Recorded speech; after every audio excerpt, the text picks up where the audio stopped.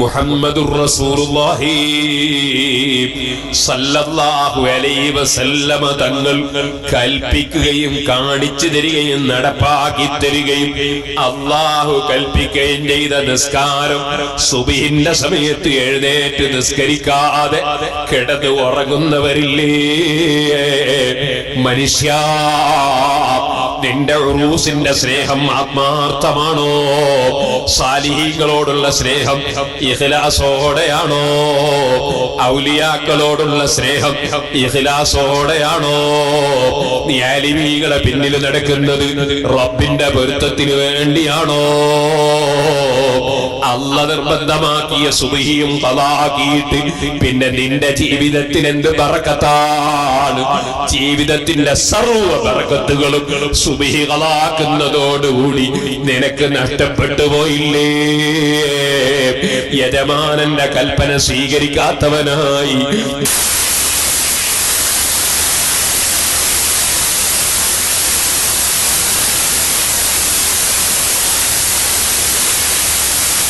സർവകാരണവന്മാരോടും ഉമ്മമാരോടും ഞാൻ പറയട്ടെ, ജീവിതത്തിൽ ഒരു നേരത്തെ നിസ്കാരം ഇനിമേലിൽ ഞാൻ ഖളാക്കുകയില്ലെന്ന് പൂർണ്ണമായി മനസ്സിൽ ഉറപ്പിച്ചിട്ടല്ലാതെ ഈ മഹത്തായ മജ്ലിസിൽ നിന്ന് ഒരാളും പിരിഞ്ഞു പോകരുത് കേട്ടോ. അതിന്റെ പുറമേ ഉത്ലുബ് മതാബൻ ബിന്നദാമതി മുഖ്ലിഅ വബിഅസ്മി തർകി ദംബി ഫീമാ ഇസ്തഖ്ബല. ഓ മനുഷ്യ, നീ വഅദിന്റെ സദസ്സിലേക്ക് വന്നാൽ നിന്റെ വഅദിന്റെ സദസ്സിൽ നിനക്ക് ഇട്ടു തരേണ്ടുന്ന ഇൽമിന്റെ നൂറുണ്ടല്ലോ, ഇൽമിന്റെ പ്രകാശമുണ്ടല്ലോ, ആ പ്രകാശം നിനക്ക് ഇട്ടു തരണമെങ്കിൽ നിന്റെ മനസ്സൊന്ന് ശുദ്ധിയാകേണ്ടതില്ലേ? ചോദിക്കട്ടെ, നല്ല പാല് കൊണ്ടുവന്നിട്ട് ആളുകൾ തുപ്പിവെച്ചിട്ടുള്ള കോളാമ്പിയിൽ ആരെങ്കിലും ഒഴിച്ചു കൊടുക്കുമോ? ഏതെങ്കിലും ഒരു വൃത്തിയില്ലാത്ത പ്ലേറ്റിലേക്ക് നല്ല രുചിയുള്ള ബിരിയാണി ആരെങ്കിലും വിളമ്പിക്കൊടുക്കുമോ? അഥവാ കൊടുത്താൽ തന്നെ ആ പാല് കൊണ്ട് ഉപകാരം ലഭിക്കുമോ? ആ ബിരിയാണി കൊണ്ട് ഫലം കിട്ടുമോ? അതുകൊണ്ട് ഓ ചെറുപ്പക്കാരെ, ഏത് വഅദിന്റെ സദസ്സിൽ പങ്കെടുക്കുമ്പോഴും ആ സദസ്സിൽ പോയിരിക്കുന്ന നമുക്ക് ജീവിതത്തിൽ വല്ലപ്പോഴും തെറ്റുകൾ വന്നു പോയെങ്കിൽ, സൽക്കർമ്മങ്ങൾ ഒഴിഞ്ഞു പോയെങ്കിൽ, അതൊന്ന് കഴുകി വൃത്തിയാക്കിയ മനസ്സുമായി ശരീരവുമായി കഴുകി വൃത്തിയാക്കിയ ആത്മാവുമായി പണ്ഡിതന്മാരെ സദസ്സിൽ പങ്കെടുക്കണം. അത് കഴുകി വൃത്തിയാക്കാൻ മാർഗമൊന്നേ ഉള്ളൂ. ആ മാർഗം എന്താണ്? ജീവിതത്തിൽ സർവ്വ അനുഗ്രഹങ്ങളും തന്ന രാജാവിനോട് നന്ദികേട് ചെയ്തു പോയതിൽ മനസ്സിന്റെ ഉള്ളിലുള്ള അങ്ങേയറ്റത്തെ ഖേദമാണ്, തൗബയാണ്.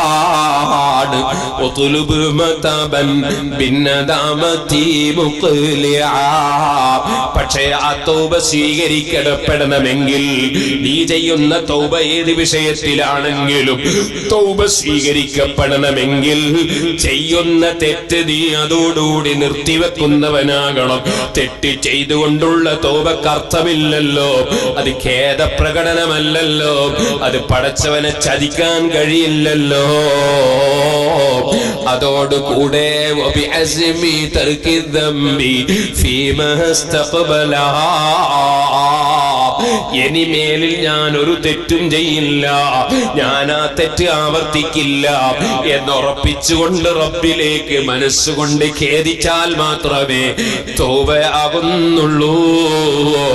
അതിന്റെ പുറമെ തൗബ പൂർണ്ണമാകണമെങ്കിൽ വബറാഅത്തി മിൻ കുല്ലി ഹഖില്ലാദബി ഫലിഹാദിഹിൽ അർകാനി ഫർഅ വകമ്മിലാ.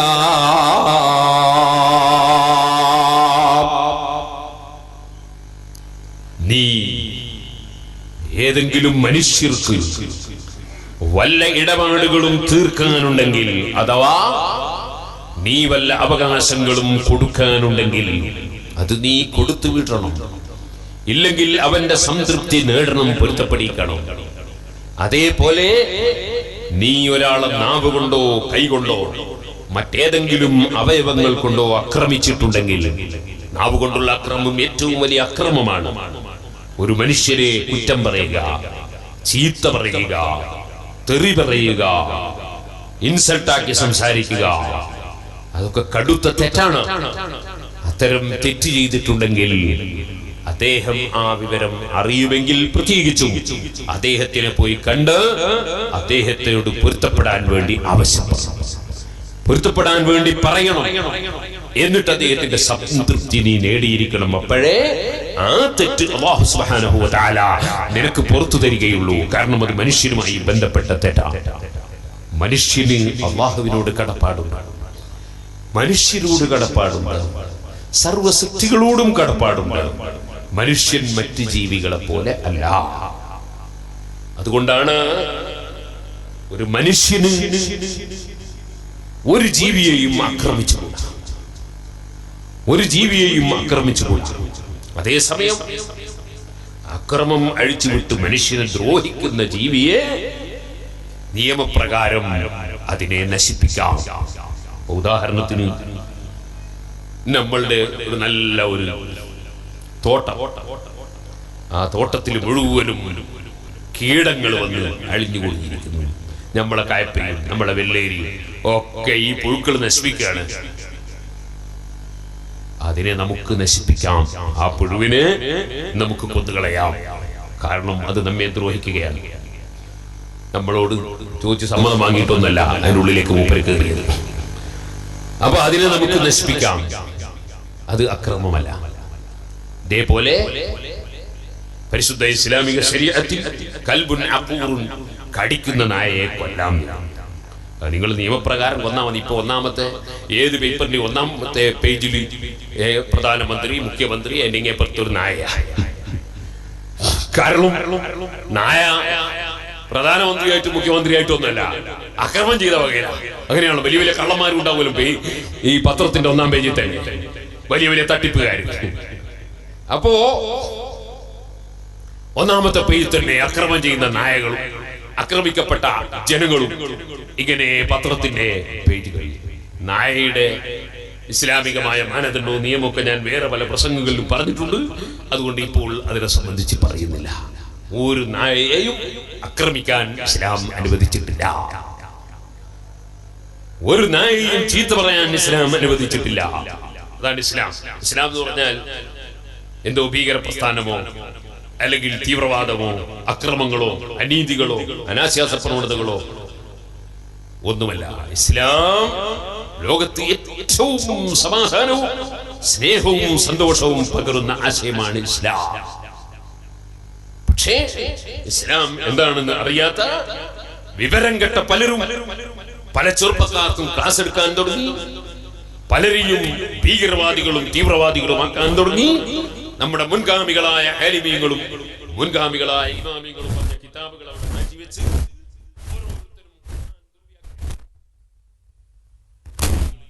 ഇവിടെ സൃഷ്ടിക്കാൻ വേണ്ടിയുള്ള ശ്രമങ്ങൾ നടത്തിയതിന്റെ പേരിൽ ഇസ്ലാമിന്റെ പുറത്തുള്ളവർ തെറ്റിദ്ധരിക്കാൻ കാരണമാവുകയാണ്. ഇസ്ലാം നിങ്ങൾ കണ്ടില്ലേ, താജുദ്ദീൻ സുബ്കി റളിയല്ലാഹു അൻഹു ഇങ്ങനെ ഇരിക്കുമ്പോ സമീപത്ത് കൂടി ഒരു നായ എങ്ങനെ നടന്നു പോയി. അപ്പൊ തന്റെ മകൻ താജുദ്ദീൻ സുബ്കി റളിയല്ലാഹു അൻഹുവിന്റെ മകൻ താജുദ്ദീൻ സുബ്കി ഇങ്ങനെ നിൽക്കുമ്പോ ഒരു നായ എങ്ങനെ നടന്നു പോയി. താജുദ്ദീൻ സുബ്കി ചെറിയ കുട്ടിയാണ്, ഒരു ഹൈസ്കൂൾ പ്രായമുള്ള സമയമാണെന്ന് കൂട്ടായ്മ. തഖിയുദ്ദീൻ സുബ്കി റളിയല്ലാഹു അൻഹു വലിയ ആലിമായി, വലിയ മഹാനാണ്. മകൻ നായയെ വിളിച്ചിട്ട് അതിന്റെ അർത്ഥം കൽബിന്റെ മോൻ, കൽബേ പോടാണ്. കൽബ് എന്ന് പറഞ്ഞാൽ അതിന്റെ അർത്ഥം നായ. ഞാൻ എന്തിനാ ഇങ്ങനെ വളഞ്ഞു പിടിച്ചു നിങ്ങള്? ഞാൻ അതിന്റെ നേരെ അർത്ഥം പറഞ്ഞാൽ ഇപ്പൊ ക്ലിപ്പുകാര ലോക നേരെ അർത്ഥം പറഞ്ഞാൽ ഈ ചരിത്രത്തിന്റെ അപ്പുറം ഇപ്പുറം കേട്ടിട്ട് അവിടെ എന്ത് ചെയ്യുന്ന വെച്ചാൽ ആ അർത്ഥം മാത്രം എടുത്ത് ക്ലിപ്പാക്കിയിട്ട് കണ്ടോ പേരോടെ സഖാഫി ഇങ്ങനെ പറയുന്നത് കണ്ടോ എന്ന് പറയും. അപ്പൊ കേൾക്കുന്ന ആൾക്ക് മനസ്സിലാവൂല ഇത് എവിടെ പറഞ്ഞതാണ്, എപ്പോ പറഞ്ഞതാണ്, എന്തിനു പറഞ്ഞതാണ്, എന്തിന്റെ അർത്ഥം പറഞ്ഞാന്നൊന്നും മനസ്സിലാവൂല. കേൾക്കുന്ന വിചാരിക്കും ഇയാൾക്ക് തീരെ സംസ്കാരമില്ല, ഇയാൾക്ക് ഇങ്ങനെ ചീത്ത അറിയാണെന്ന് തോന്നും.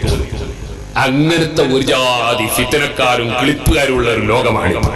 അള്ളാഹുവിനെ ഒരു ഭയവുമില്ല, ആഖിറത്തിനെ കുറിച്ച് ഒരു ചിന്തയില്ല. എല്ലാവർക്കും ക്ലിപ്പ് വേണം, എല്ലാവർക്കും വാട്സപ്പ് വേണം, എല്ലാവർക്കും ഇങ്ങനെ എന്തെങ്കിലും ഇങ്ങനെ ഇട്ട് ചർച്ച ഉണ്ടാക്കി നാട്ടിൽ മുഴുവൻ ഫിത്നയും ഫസാദും പറയണം. അങ്ങനത്തെ ഒരു ലോകമാണ്.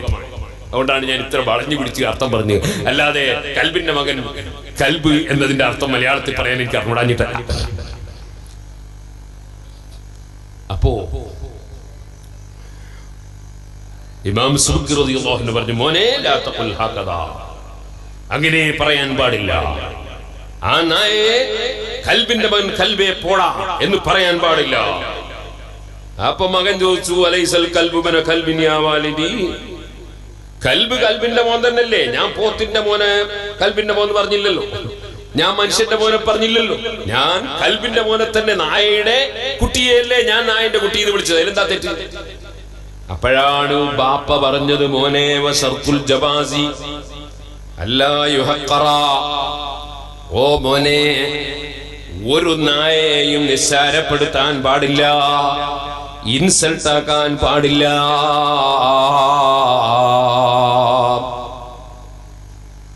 നീ ആ നായയെ കൽബിന്റെ മകൻ എന്ന് വിളിച്ചത് അതിന്റെ അഡ്രസ് പറഞ്ഞ് മനസ്സിലാക്കി കൊടുക്കാൻ വേണ്ടി പോസ്റ്റ്മാൻ വിളിക്കുന്ന പോലെ സൺ ഓഫ് കൂട്ടി വായിച്ചതല്ല. നീ അതിനെ ഒന്ന് ഇൻസൾട്ട് ആക്കാൻ വേണ്ടിയാണ് കൽബിന്റെ മകൻ എന്ന് പ്രയോഗിച്ചത്. അങ്ങനെ ഒരു നായയെയും നിസ്സാരപ്പെടുത്താൻ ഇസ്ലാം അനുവദിച്ചിട്ടില്ല. ഹാദിഹി ഫായിദത്തുൻ യാ വാലിദി, ഇതൊരു വലിയ തത്വമാണല്ലോ ബാപ്പാ. എന്റെ ചെറുപ്പക്കാരെ, ഒരാളും ഒരാളെയും ഇൻസൾട്ട് ആക്കാൻ പാടില്ല.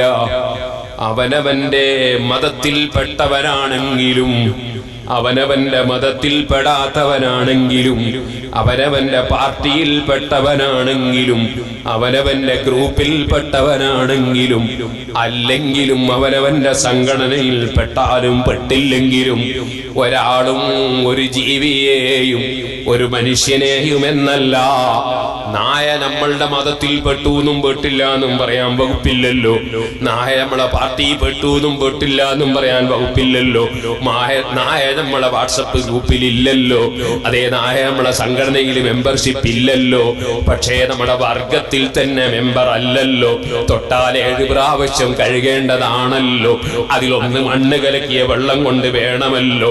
ഇതെല്ലാം ഉണ്ടെങ്കിലും ആ നായയും റബ്ബിന്റെ സൃഷ്ടിയാണ്. റബ്ബിന്റെ സൃഷ്ടികളെ ഒന്നിനെയും ഇൻസൾട്ട് ആക്കാൻ പാടില്ല. ഇതെന്തൊരു മതമാണ് സഹോദരന്മാരെ, ഇതെന്തൊരു പ്രസ്ഥാനമാണ് ചെറുപ്പക്കാരെ ഇസ്ലാം. ആ പരിശുദ്ധ ഇസ്ലാമിന്റെ യാഥാർത്ഥ്യം ഗ്രഹിക്കാതെ നാവിലൂടെ വന്നതൊക്കെ പറയുന്നവരില്ലേ, കൈകൊണ്ട് അക്രമം ചെയ്യുന്നവരില്ലേ, ഒന്നിനെയും ആക്രമിച്ചുകൂടാ. അതേസമയം മനുഷ്യനാണ് ഏറ്റവും പ്രധാനപ്പെട്ട സൃഷ്ടി. മനുഷ്യനേക്കാൾ ഉന്നതനായ വേറെ ഒരു സൃഷ്ടിയില്ല. കാരണം ഏറ്റവും ഉന്നതരായ സൃഷ്ടിയിൽ റഹ്മത്തുൽ ലിൽ ആലമീൻ മുഹമ്മദുർ റസൂലുള്ളാഹി സല്ലല്ലാഹു അലൈഹി വസല്ലമ തങ്ങളാണ്. ആ റസൂലുള്ളാഹി സല്ലല്ലാഹു അലൈഹി വസല്ലം മനുഷ്യനാണ്. അതുകൊണ്ട് തന്നെ മനുഷ്യവർഗമാണ് ഏറ്റവും ബഹുമാനമുള്ള വർഗം. ആ മനുഷ്യനായ ആളുകൾ അവർക്ക് ശല്യം ചെയ്യുന്ന, അവരെ ദ്രോഹിക്കുന്ന പേപ്പട്ടിയാണോ, കടിക്കുന്ന നായയാണോ, കൊല്ലുന്നതിന് ഇസ്ലാം വിരോധം പറഞ്ഞിട്ടില്ല. അതിനെ കൊന്നുകൊണ്ട് ശല്യമില്ലായ്മ ചെയ്യേണ്ടതാണ്. ഓ സുഹൃത്തുക്കളെ, ഞാൻ പറഞ്ഞു വന്നത്, അപ്പൊ ആരെയും ആക്രമിക്കാതെ, ഒന്നിനെയും ശല്യം ചെയ്യാതെ, ആരെയും ബുദ്ധിമുട്ടിക്കാതെ, ഒന്നിനെയും ഇൻസൾട്ട് ആക്കാതെ ജീവിക്കേണ്ടവനാണ് മനുഷ്യൻ. അള്ളാഹു ധാരാളം സൃഷ്ടികളെ സൃഷ്ടിച്ചിട്ടുണ്ട്. അതിലെല്ലാം ഒരുപാട് നന്മകൾ അള്ളാഹു വെച്ചിട്ടുണ്ട്. നമ്മുടെ ടൗണിലൂടെ നമ്മുടെ പറമ്പുകളിലൂടെ അലഞ്ഞു തിരിഞ്ഞ് നടക്കുന്ന തെരുവുനായ, ആ തെരുവുനായ നമ്മൾ കഴിച്ച ഭക്ഷണത്തിന്റെ അവശിഷ്ടങ്ങൾ നമ്മൾ കൊണ്ടുപോയി എറിഞ്ഞ സ്ഥലത്ത് നിന്ന് അത് വന്ന് പെറുക്കി തിന്നുകയാണ്. ആ നായകൾ അത് പെറുക്കി തിന്നിട്ടില്ലായിരുന്നുവെങ്കിൽ ആ ഭക്ഷണം ചീഞ്ഞു നാറിയിട്ട് നമുക്ക് കടയിലിരിക്കാൻ കഴിയാതെ വരുമായിരുന്നു, വീട്ടിലിരിക്കാൻ കഴിയാതെ വരുമായിരുന്നു. അപ്പൊ ഈ നായകൾക്ക് അല്ലാഹു തആല കൊടുത്ത ഡ്യൂട്ടി അത് ക്ലീൻ ചെയ്യുക എന്നതാണ്. നാടുകൾ ക്ലീൻ ചെയ്യുന്ന നായയാണത്. ആ ക്ലീനിങ്ങിന്റെ ഡ്യൂട്ടി അത് നിർവഹിച്ചു കൊള്ളട്ടെ. അതിനെ വെറുതെ കൊല്ലേണ്ടതില്ല. അതേസമയം ശല്യം ചെയ്യുകയാണോ എങ്കിൽ മനുഷ്യനെ ശല്യം ചെയ്യുന്ന ജീവിയെ വെച്ച് മനുഷ്യനേക്കാൾ നായക്ക് പരിഗണന കൊടുക്കാൻ വകുപ്പുമില്ല. അതാണ് പരിശുദ്ധ ഇസ്ലാം. ഈ ഇസ്ലാമിനേക്കാൾ സമൂഹത്തിനും ജീവികൾക്കും ഗുണകരമായ വേറെ ഒരു നിയമമേതാണ്, പ്രസ്ഥാനമേതാണ്? ചിന്തിച്ചു നോക്കൂ. ഞാനിപ്പോൾ അതിലേക്ക് കടക്കുന്നില്ല. നിങ്ങൾക്ക് പക്ഷിയെ പിടിച്ചു കൊണ്ടുവന്ന് കൂട്ടിലിട്ടിട്ട് ഭക്ഷണം കൊടുക്കാതെ പറക്കാൻ അനുവദിക്കാതെ ശല്യം ചെയ്യൽ അനുവദനീയമല്ല. പൂച്ചയെ പിടിച്ച് കെട്ടിയിട്ട് ഭക്ഷണം കൊടുക്കാത്ത സ്ത്രീ നരകത്തിൽ കടന്നുവെന്ന് നബി സല്ലല്ലാഹു അലൈഹി വസല്ലം പറഞ്ഞത് മറ്റ് സൃഷ്ടികളോടും നമുക്ക് കടപ്പാടുണ്ടെന്ന് അറിയിക്കാനാണ്. പശുവിനെ പിടിച്ച് ആലയിൽ കെട്ടിയിട്ടിട്ട് അതാ നമ്മൾ കല്യാണത്തിന് പോയി, ടൂറിന് പോയി, സമ്മേളനത്തിന് പോയി, ആ പശുവിന് ഭക്ഷണം അവിടെ ഒരുക്കി കൊടുത്തിട്ടില്ല എങ്കിൽ നമ്മൾ പടച്ച റബ്ബിന്റെ അടുക്കൽ കുറ്റക്കാരാണ്. കാരണം പശുവിനെ മേഞ്ഞ് തിന്നാൻ നീ അനുവദിച്ചില്ല, അതിനാവശ്യമുള്ള വെള്ളവും ഭക്ഷണവും അതിന്റെ മുമ്പിൽ നീ എത്തിച്ചതില്ല. നീ ടൂറിന് പോയി, നീ കല്യാണത്തിന് പോയി, പോയ സ്ഥലത്തുനിന്ന് നന്നായി നീ തിന്നുകയാണ്, നീ പട്ടിണി കിടക്കുകയല്ല. ഈ ജീവിയെ പട്ടിണി കിടത്തിയ വകയിൽ നീ കുറ്റക്കാരനാണ്, കടപ്പാടുകളാണ്. ഇനി ഞാനൊരു കാര്യം പറയട്ടെ. ഈ കടപ്പാടുകളുടെ വിശാലത എത്രയാണ് സുഹൃത്തുക്കളെ! സർവസൃഷ്ടികളോടും കടപ്പാടാണ്.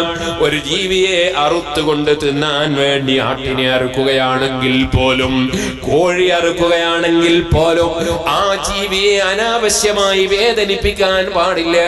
അതുകൊണ്ട് തന്നെ അറുക്കുന്ന കത്തി നന്നായി മൂർച്ഛം കൂട്ടണം, വളരെ പെട്ടെന്ന് തന്നെ അറവ് നടക്കണം. അതുപോലെ ഏത് വസ്തുവിനെയും കൊല്ലുന്ന സമയത്ത് കൊല്ലേണ്ടി വന്നാൽ തന്നെ പെട്ടെന്ന് തന്നെ കൊല്ലണം. അനാവശ്യമായി വേദനിപ്പിക്കാൻ പാടില്ല, ഒന്നിനെയും ശല്യം ചെയ്യാൻ പാടില്ല. പരിശുദ്ധ ഇസ്ലാം ഒരു ജീവിക്കും ശല്യം ചെയ്യാതെ സർവജീവികൾക്കും നന്മ ചെയ്യുന്ന പ്രസ്ഥാനമാണ് ഇസ്ലാം. കാരണം സർവജീവികളെയും സൃഷ്ടിച്ചവൻ അല്ലാഹുവാണ്. അവകൾക്ക് ഭക്ഷണം കൊടുക്കുന്നവൻ അല്ലാഹുവാണ്, വെള്ളം കൊടുക്കുന്നവൻ അല്ലാഹുവാണ്. അവന്റെ സൃഷ്ടികളിൽ ഒരു സൃഷ്ടി മാത്രമാണ് നാം. നമ്മൾ വിശേഷ ബുദ്ധി നൽകപ്പെട്ട സൃഷ്ടികളാണ്, അതേ ചിന്താശക്തി നൽകപ്പെട്ട സൃഷ്ടികളാണ്. അതുകൊണ്ട് തന്നെ നമുക്ക് ഉത്ബോധനം നടത്തിയാൽ ഉത്ബോധനം ഫലം ചെയ്യുന്ന സൃഷ്ടികളാണ്. ഒരു പോത്തിനോട് 1 മണിക്കൂർ നീ കുത്തരുതെന്ന് വഅദ് പറഞ്ഞാൽ ആ പോത്തിന് യാതൊരു മാറ്റവും വരൂല, പോത്ത് കുത്തിക്കൊണ്ടേയിരിക്കും. ഒരു കാളയോട് നീ എത്ര തന്നെ ക്ലാസ് എടുത്താലും കാള അതിന്റെ അക്രമ പ്രവർത്തനം നടത്തിക്കൊണ്ടേയിരിക്കും. ഒരു സിംഹത്തോട് നീ പോയിട്ട് എത്ര തന്നെ വഅദ് പറഞ്ഞാലും അതിന്റെ അക്രമങ്ങളുമായി അത് മുന്നോട്ട് പോകും. ഒരു പാമ്പിനോടോ തേളിനോടോ ചിലന്തിയോടോ നീ കടിക്കരുത്, കുത്തരുത്, വിഷം ചീറ്റരുതെന്ന് പറഞ്ഞാൽ അത് ഫലവത്താകൂല. മനുഷ്യൻ അങ്ങനെയല്ല. മനുഷ്യന്റെ മനസ്സ് നല്ലതാണെങ്കിൽ പറഞ്ഞു കൊടുക്കുന്ന വ്യക്തി മോശമായാൽ പോലും അങ്ങനെയല്ലേ സുഹൃത്തുക്കളെ?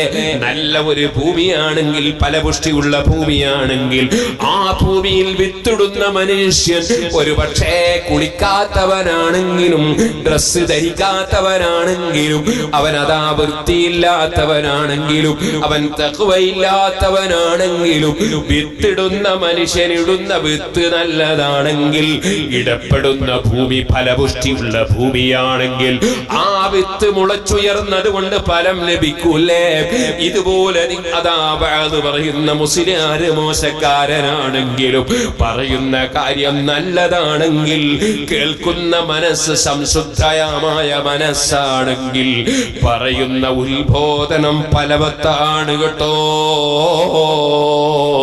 മനുഷ്യ, എന്നെയും നിന്നെയും സൃഷ്ടിച്ചത് ഇവിടെ കുറെ അഹങ്കരിക്കാനല്ല, കുറെ പത്രത്തിൽ പേര് കാണാനല്ല, കുറെ സ്വാഗതവും നന്ദിയും കിട്ടാനല്ല, ആളുകളുടെ ആദരവും ബഹുമാനവും പിടിച്ചു പറ്റാനല്ല. സൃഷ്ടിച്ചത് യജമാനനായ റബ്ബിനെ സ്മരിച്ചുകൊണ്ട് അവനെ ഇബാദത്തെടുക്കാനാണ്. ആ ബോധം ഖൽബിൽ ഉയർന്നു വരണേ മുതഅല്ലിമീങ്ങളെ, ആ ബോധം മനസ്സിൽ ഉയർന്നു വരണേ ചെറുപ്പക്കാരെ. ആ ബോധത്തോടെ ബാക്കിയുള്ള കാലം ജീവിക്കണേ കാരണവന്മാരെ. അല്ലാഹു നമ്മുടെ മജ്‌ലിസുകൾ തഖ്വക്ക് കാരണമാകുന്ന മജ്‌ലിസുകളായി നമ്മിൽ നിന്ന് ഖബൂൽ ചെയ്യട്ടെ. വഅബ്ദുല്ലാഹ വലാ തുശ്രികൂ ബിഹി ശൈആ. അല്ലാഹുവിനെ ഇബാദത്ത് ജീവിക്കണം. ഇബാദത്തുകൾ, ഏത് സൽക്കർമ്മങ്ങളും ഇബാദത്തുകളാണ്, പുണ്യകർമ്മങ്ങളാണ്. എന്നാൽ വളരെ പ്രധാനപ്പെട്ട, വളരെ പുണ്യം ലഭിക്കുന്ന പല ഇബാദത്തുകളും ഉണ്ട്. അതിൽപ്പെട്ടതാണ് മഹത്തായ ചില ദിക്റുകൾ. അഷ്റഫുൽ ഖൽഖ് സല്ലല്ലാഹു അലൈഹി വസല്ലമ തങ്ങൾ ഒരു ഹദീസിൽ പഠിപ്പിച്ചു, അഹബ്ബുൽ കലാമി ഇലല്ലാഹി തആല അർബഉൻ. വചനങ്ങളിൽ അല്ലാഹുവിന് ഏറ്റവും ഇഷ്ടപ്പെട്ട വചനങ്ങൾ 4 എണ്ണം. സുബ്ഹാനല്ലാഹ് വൽഹംദുലില്ലാഹ് വലാ ഇലാഹ ഇല്ലല്ലാഹ് വല്ലാഹു അക്ബർ. 4 വചനം. സുബ്ഹാനല്ലാഹ്, അല്ലാഹുവിന്റെ പരിശുദ്ധതയെ ഞാൻ വാഴ്ത്തുന്നു. അല്ലാഹു സുബ്ഹാനഹു വ തആല ഒരു ന്യൂനതയും ഇല്ലാത്തവനാണ്, ന്യൂനത ഉണ്ടാകാൻ വകുപ്പില്ലാത്തവനാണ്. സുബ്ഹാനല്ലാഹ്, അല്ലാഹുവിന്റെ പരിശുദ്ധതയെ ഞാൻ വാഴ്ത്തുന്നു. നേരത്തെ ബഹുമാനപ്പെട്ട സുഹൈൽ തങ്ങൾ അവറുകൾ പ്രസംഗത്തിൽ പറഞ്ഞു, അഹ്ലുസുന്നത്തി വൽ ജമാഅ അല്ലാഹുവിന് അവയവങ്ങളില്ല, അല്ലാഹുവിന് അവയവത്തിന്റെ ആവശ്യമില്ല. അല്ലാഹു കാതില്ലാതെ കേൾക്കുന്നവനാണ്, കണ്ണില്ലാതെ കാണുന്നവനാണ്, കൈയില്ലാതെ പിടിക്കുന്നവനാണ്. അല്ലാഹു സുബ്ഹാനഹു വ തആല അവന് അവയവങ്ങൾ ആവശ്യമില്ല, അവയവങ്ങൾ ഇല്ല. അവയവങ്ങൾ ഉണ്ടാവുക എന്ന് നമുക്ക് ആവശ്യമാണ്. അതേസമയത്ത് അല്ലാഹുവിന് അവയവം ഉണ്ടാവുക എന്ന് പറയുന്നത് അല്ലാഹുവിന്റെ ഒരു ന്യൂനതയാണ്. അതുപോലെ നമുക്ക് സ്ഥലം ആവശ്യമാണ്, അല്ലാഹുവിന് സ്ഥലം ആവശ്യമില്ല. സ്ഥലങ്ങളൊക്കെ അല്ലാഹു പടച്ചതാണ്. പടക്കുന്നതിന് മുമ്പ് അല്ലാഹു ഉണ്ട്. അന്നും സ്ഥലത്തിന്റെ ആവശ്യമില്ല, ഇന്നും ആവശ്യമില്ല. അല്ലാഹു പരിശുദ്ധനാണ്. സുബ്ഹാനല്ലാഹ്. ഈ സുബ്ഹാനല്ലാഹ് എന്ന ദിക്ർ, അതിന്റെ ശരിയായ ആശയം സ്വീകരിച്ചവരാണ് സുന്നത്ത് ജമാഅത്തുകാർ, സുന്നികൾ. സുബ്ഹാനല്ലാഹ്, അല്ലാഹു പരിശുദ്ധനാണ് എന്ന ആശയം അംഗീകരിച്ചവരാണ്. അപ്പൊ നിങ്ങൾ ചോദിക്കും, സുന്നികളല്ലാത്തവർ സുബ്ഹാനല്ലാഹ് എന്ന് പറയലില്ലേ? അവർ പറയലേ ഉള്ളൂ, അവരത് ഉൾക്കൊണ്ടിട്ടില്ല. ഉൾക്കൊണ്ടിരുന്നുവെങ്കിൽ അല്ലാഹുവിനെ സംബന്ധിച്ച് കയ്യും കാലും ഉണ്ടെന്ന് അവർ വാദിക്കില്ലായിരുന്നു. നമ്മളെ ഇമാമിങ്ങളൊക്കെ പറഞ്ഞതുപോലെ അവരും പറയുമായിരുന്നു സുബ്ഹാനല്ലാഹ്. അപ്പൊ അല്ലാഹുവിന്റെ പരിശുദ്ധതയെ വാഴ്ത്തുകയാണ് സുബ്ഹാനല്ലാഹ്. രണ്ടാമതായി നബി സല്ലല്ലാഹു അലൈഹി വസല്ലം പറഞ്ഞ ദിക്ർ അൽഹംദുലില്ലാഹ്. അൽഹംദുലില്ലാഹ്, സർവസ്തുതിയും അല്ലാഹുവിനാണ്. ആരെ എത്ര പുകഴ്ത്തി പറഞ്ഞാലും, നമ്മളിപ്പോ പൊസോട്ട് തങ്ങളുടെ റൂസായതുകൊണ്ട് തങ്ങളവരുകൾ കുറെ പുകഴ്ത്തി പറഞ്ഞു. അതുപോലെ തന്നെ ഏത് സദസ്സിലും നബി സല്ലല്ലാഹു അലൈഹി വസല്ലം പുകഴ്ത്തി പറഞ്ഞു, അമ്പിയാക്കളെ ഔലിയാക്കളെ പുകഴ്ത്തി പറഞ്ഞു. അങ്ങനെ നമ്മൾ ആരെ പുകഴ്ത്തി പറഞ്ഞാലും, ജീവിച്ചിരിക്കുന്നവരെ പറഞ്ഞാലും മരിച്ചവരെ പറഞ്ഞാലും, ഇനി മറ്റെന്തെങ്കിലും കാരണത്തിന്റെ പേരിൽ പുകഴ്ത്തി പറഞ്ഞാലും, ഇവിടെ ഉറൂസ് നടക്കുമ്പോൾ വളണ്ടിയർമാരൊക്കെ നല്ല ആത്മാർത്ഥമായി പ്രവർത്തിച്ചു എന്നവരെ പുകഴ്ത്തി പറഞ്ഞു. അതേ കമ്മിറ്റി വളരെ സജീവമായി പ്രവർത്തിച്ചു എന്ന് പുകഴ്ത്തി പറഞ്ഞു. ആരെ എന്തിന്റെ പേരിൽ എത്ര തന്നെ പുകഴ്ത്തി പറഞ്ഞാലും എല്ലാ പുകഴ്ത്തുകളുടെയും അവകാശിയും ഉടമസ്ഥനും അല്ലാഹ്. കാരണം സർവ്വ നന്മയുടെയും നിമിത്തമായ മുഹമ്മദുർ റസൂലുള്ളാഹി സ്വല്ലല്ലാഹു അലൈഹി വസല്ലം അതിനേക്കാൾ പുകഴ്ത്തപ്പെടേണ്ട ഒരു വ്യക്തിയുമില്ല. അവിടുത്തെ പേര് തന്നെ മുഹമ്മദ്, ധാരാളം പുകഴ്ത്തപ്പെടേണ്ട വ്യക്തി എന്നല്ലേ ആ പേരിന്റെ അർത്ഥം തന്നെ. മുഹമ്മദൻ സമ്മൗ നബിയൽ ഹുദാ വഹുവ അഹഖുൻ നാസി ബിൽ ഹംദി. ഏറ്റവും സ്തുതിക്കപ്പെടാൻ പുകഴ്ത്തപ്പെടാൻ സൃഷ്ടികളിൽ അർഹരായ വ്യക്തി മുഹമ്മദുർ റസൂലുള്ളാഹി. റസൂലുള്ളാഹി സ്വല്ലല്ലാഹു അലൈഹി വസല്ലം തങ്ങളെ ആരാണ് റഹ്മത്തുൽ ലിൽ ആലമീൻ ആക്കിയത്? അല്ലാഹുവിന്റെ റസൂലിനെ ആരാണ് പാപികൾക്ക് ശുപാർശ പറയുന്ന റെക്കമെൻഡുകാരനാക്കിയത്? ഫലമന്നഹു ലാ ഇലാഹ ഇല്ലല്ലാഹു വസ്തഗ്ഫിർ ലിദംബിക വലിൽ മുഅ്മിനീന വൽ മുഅ്മിനാത്ത്. ഈമാനുള്ള പുരുഷന്മാരുടെയും ഈമാനുള്ള സ്ത്രീകളുടെയും തെറ്റുകുറ്റങ്ങൾ ഞാൻ പുറത്തു കൊടുക്കാൻ വേണ്ടി തങ്ങൾ എന്നോട് റെക്കമെൻഡ് പറയൂ നബിയേ. അല്ലാഹു പറഞ്ഞില്ലേ നമ്മളെ ദോഷം വെറുക്കാൻ നബി തങ്ങൾ പറയണം, അവിടുത്തെ റെക്കമെൻഡ് വേണം. ആ റെക്കമെൻഡിലൂടെയാണ് മുഅ്മിനീങ്ങൾക്ക് പുറത്തു കൊടുക്കുന്നത്. അതുകൊണ്ട് തന്നെയല്ലേ മുഅ്മിനീങ്ങൾ ഇർതകബ്തു അലൽ ഖതാബ് വൈറ ഹസിരിൻ വഅദദ് ലക അസ്കു ഫിയാ സയ്യിദി ഖൈറൻ നബി الصلاة على النبي وسلام على الرسول الشفيع الأبطح والحبيب العربي. നബി തങ്ങളോട് റെക്കമെൻഡിന് വേണ്ടി ആവശ്യപ്പെടുന്നത് അല്ലാഹു തആല നബി തങ്ങളോട് റെക്കമെൻഡിന് പറയുകയാണ്. നമുക്ക് റെക്കമെൻഡ് ചെയ്യാൻ വേണ്ടി അല്ലാഹു തആല നിർദ്ദേശിക്കുകയാണ്. ആ റെക്കമെൻഡ് വേണമെന്ന് നമ്മൾ നബി തങ്ങളോട് അപേക്ഷിക്കുകയാണ്. സുഹൃത്തുക്കളെ, അല്ലാഹു പറഞ്ഞതിനെ സുന്നത്ത് ജമാഅത്ത് അംഗീകരിക്കുകയാണ്. സുന്നത്ത് ജമാഅത്തിന്റെ വിരോധികളോ അല്ലാഹു തആല നബി തങ്ങളോട് മുഅ്മിനീങ്ങൾക്ക് റെക്കമെൻഡ് ചെയ്യണമെന്ന് പറയുമ്പോ ആ റെക്കമെൻഡിനെ അംഗീകരിക്കാൻ അവർക്ക് കഴിഞ്ഞില്ല. അതുകൊണ്ട് അവർ ഇർതകബ്തു ചൊല്ലുന്നവരെ കാഫിറാക്കുകയാണ്, അവര് മുശ്രിക്കാണെന്ന് പ്രഖ്യാപിക്കുകയാണ്.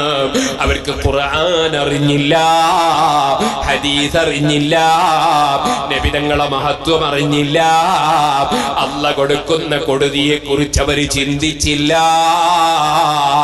പടച്ചറബേ, വിവരമില്ലാത്ത പലരും സുന്നത്ത് ജമാഅത്തിനെ തെറ്റിദ്ധരിച്ചു പോയവരുണ്ട്. അവർക്ക് നീ സുന്നത്ത് ജമാഅത്ത് ഗ്രഹിക്കാനുള്ള സൽബുദ്ധി കൊടുക്കണേ അല്ലാഹ്.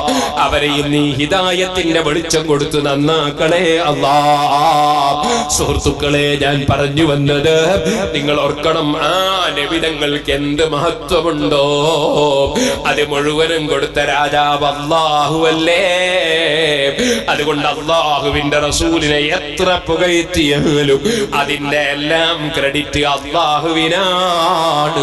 ഇനി നിങ്ങൾ ഏത് നബിയെ, ഏത് വലിയനെ, ഏത് ആലിമിനെ, ഏത് പണ്ഡിതനെ, ഏത് ഉദാര മനസ്കനെ, ഏത് സൽക്കർമ്മിയെ, ഏത് ഭംഗിയുള്ളവനെ, ഏത് കാര്യമുള്ളവനെ നിങ്ങൾ എന്ത് വിധത്തിൽ പുകഴ്ത്തിയാലും അതിനെല്ലാം ഉടമസ്ഥൻ അത് കൊടുത്ത രാജാവാണ്.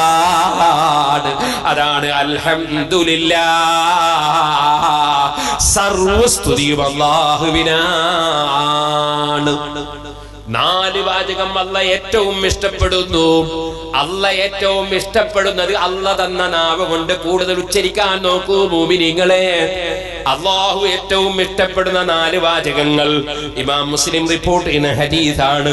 അത് ഏറ്റവും കൂടുതൽ ഉച്ചരിക്കാൻ സമയം കണ്ടെത്തൂ. സുബ്ഹാനല്ലാഹ്, അൽഹംദുലില്ലാഹ്, മൂന്നാമത്തേത് വലാ ഇലാഹ ഇല്ലല്ലാഹ്. അല്ലാഹു അല്ലാതെ ആരാധനക്ക് അർഹനില്ല. അത് ഏറ്റവും ശ്രേഷ്ഠതയുള്ള ദിക്റാണ്, ഏറ്റവും ശ്രേഷ്ഠതയുള്ള വാചകമാണ്. സുബ്ഹാനല്ലാഹ്, മരിക്കാൻ നോക്കുന്ന മനുഷ്യന് അതാണ് ചൊല്ലിക്കൊടുക്കേണ്ടത്.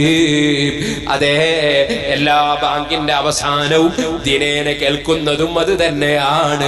ഇഖാമത്തിന്റെ ലാസ്റ്റും കേൾക്കുന്നത് തന്നെയാണ്. നിസ്കാരത്തിലും അതാ ചൊല്ലുന്നത് അത് തന്നെയാണ്. അങ്ങനെ പോയിട്ട് അവസാനം അവസാനം ആ വചനം ചൊല്ലി അങ്ങ് മരിക്കാൻ കഴിഞ്ഞാൽ അത് ഡയറക്റ്റ് സ്വർഗത്തിലേക്ക് പോകാൻ ഒരു വകുപ്പാട്.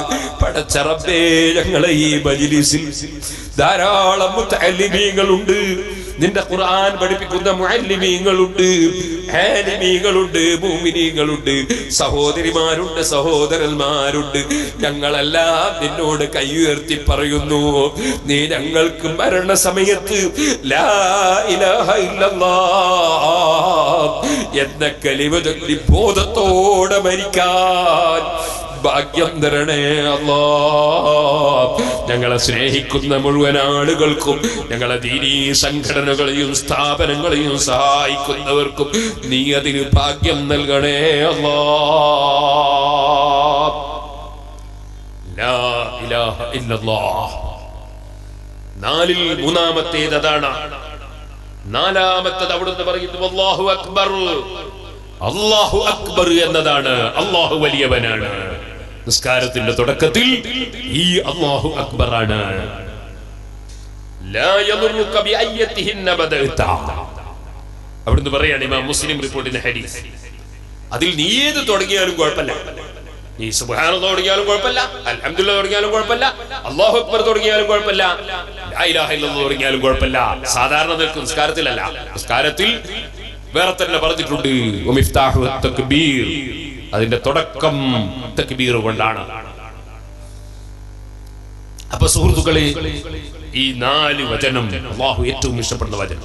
ഓരോരുത്തരും ചിന്തിക്കുക, ഞാനിത് നേരം വെളുത്തതിന് ശേഷം എത്ര പ്രാവശ്യം ചൊല്ലിയിട്ടുണ്ട്. ഇല്ലെങ്കിൽ അത് ചൊല്ലാൻ നോക്കുക. ഉറങ്ങാൻ പോയി കിടക്കുമ്പോ ചുരുങ്ങിയത് 33 സുബ്ഹാനല്ലാഹ്, ഒരു 33 അൽഹംദുലില്ലാഹ്, ഒരു 34 അല്ലാഹു അക്ബർ. അങ്ങനെ ഒരു 100 ദിക്റ് ചൊല്ലിയിട്ട് ഉറങ്ങാൻ നോക്കാം. 1000 പ്രതിഫലം നമ്മളെ അക്കൗണ്ട് ക്ലോസ് ആക്കുന്ന സമയത്ത് നമ്മുടെ അക്കൗണ്ടിലേക്ക്. 100 ദിക്റ് ചൊല്ലാനാകെ ഒരു 1.5 മിനിറ്റ് കൂടിയാൽ അല്ലേ നമ്മൾ പതിവാക്കാൻ നോക്കണം.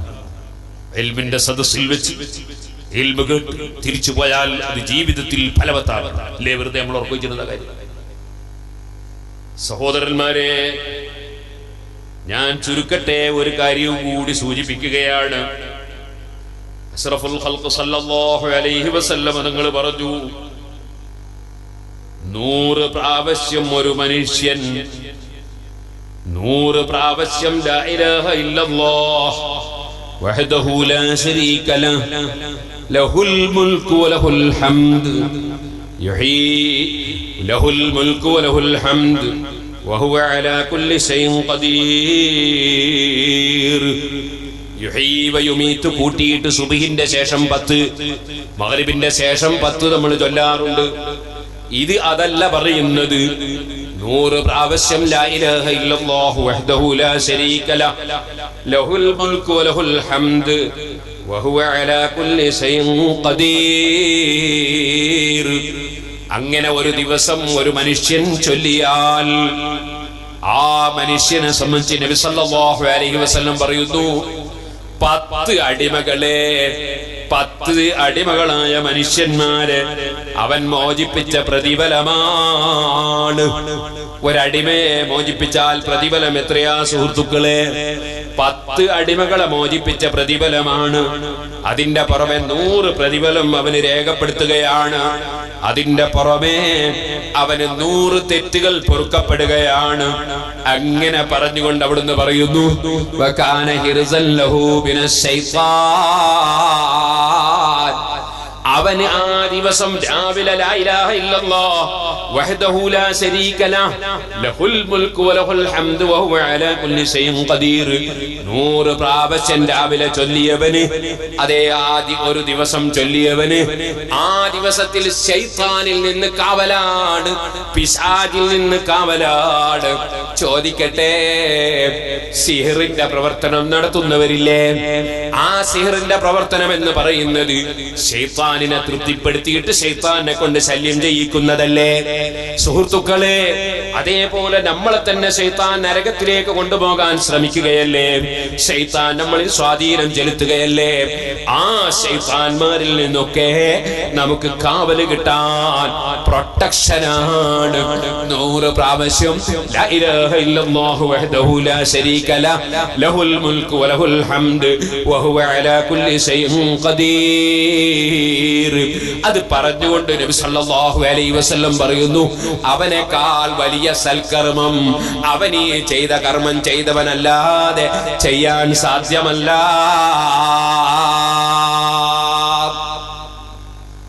ഒരാൾക്ക് 100 പ്രാവശ്യം ലാ ഇലാഹ ഇല്ലല്ലാഹു വഹ്ദഹു ലാ ശരീക ലഹു ലഹുൽ മുൽക്കു വലഹുൽ ഹംദു വഹുവ അലാ കുല്ലി ശൈഇൻ ഖദീർ പറയാൻ കുറഞ്ഞ സമയം പോരെ, ഒരു കൂടിയ 10 മിനിറ്റ് വരെ നമുക്ക് എത്രേ പ്രതിഫലം കിട്ടുന്നത്.